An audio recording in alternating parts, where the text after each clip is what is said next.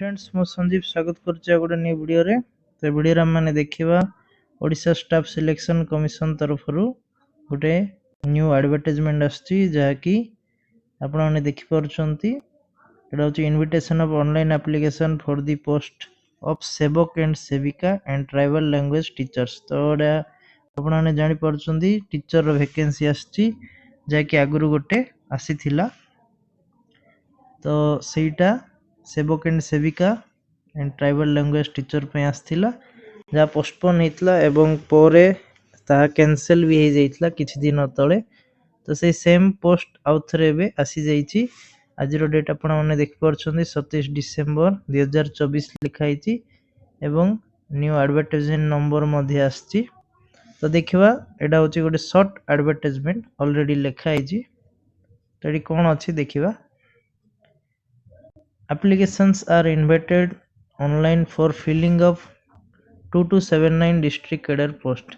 तो 2280 पाखापाखी पोस्ट अच्छी of सेविका and tribal language teachers in government schools under ST and SC development MNBCW department।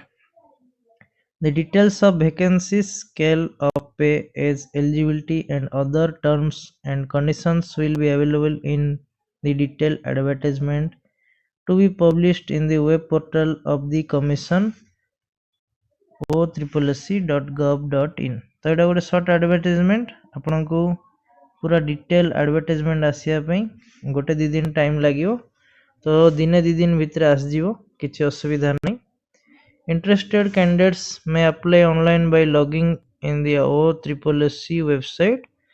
The tentative schedule of registration and filling up of application is as under। okay, तले कोन अछि ना important dates दिया हिची online registration and री-रजिस्ट्रेशन जाकी start होची आपण मानकर 30 December 2024 रु एवं एंड होची 22 जनवरी 2025। एडा री-रजिस्ट्रेशन बा रजिस्ट्रेशन करिया पई किंतु सबमिशन ऑफ एप्लीकेशन कोन ना सही सेम डेट रु स्टार्ट हबो 31 जनवरी बा 1 मंथ आपन को टाइम देइची सबमिट करिया पई। Application will be received through online mode only। The candidates are advised to visit the website of the commission at regular intervals for updates। तो ये पोस्ट अप्लाई करबा कले आपन को एलिजिबल कोन दरकार ना आपण माने ग्रेजुएशन सहित बीएड करथिबे एवं ता सहित आपण माने ओडिसा रो गोटे टीचर मानकर एलिजिबल टेस्ट आछि OSSTET सेटा मध्ये क्वालिफाई करथिबार अछि ताल जे आपण माने एहा को अप्लाई करि परिबे। तो सेमती आकु बहुत किछि पोस्ट आसीबा जाउछि आपण माने मो सहित जडित रहंतु।